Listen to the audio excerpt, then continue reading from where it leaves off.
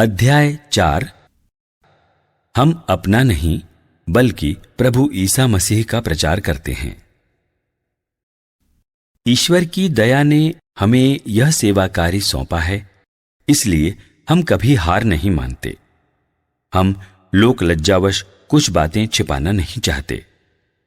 हम न तो छल कपट करते और न ईश्वर का वचन विकृत करते हैं।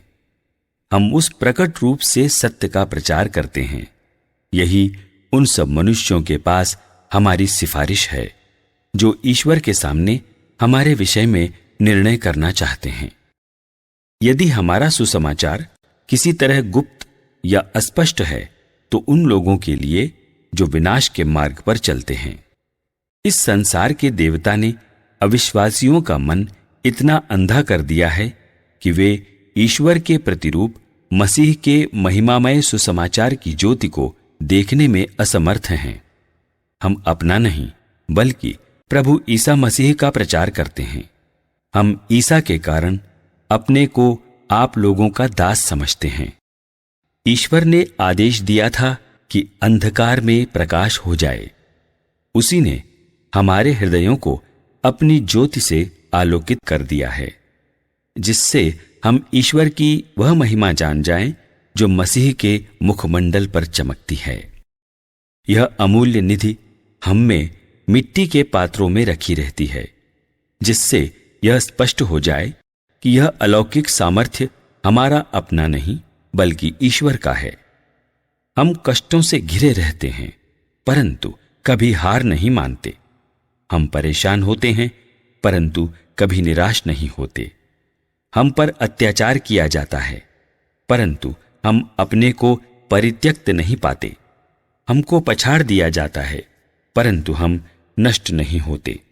हम हर समय अपने शरीर में ईसा के दुख भोग तथा मृत्यु का अनुभव करते हैं, जिससे ईसा का जीवन भी हमारे शरीर में प्रत्यक्ष हो जाए। हमें जीवित रहते हुए ईसा के कारण निरंतर मृत्यु का सामना करना पड़ता है, जिससे ईसा का जीवन भी हमारे नश्वर शरीर में प्रत्यक्ष हो जाए। इस प्रकार हम में मृत्यु क्रियाशील है और आप लोगों में जीवन।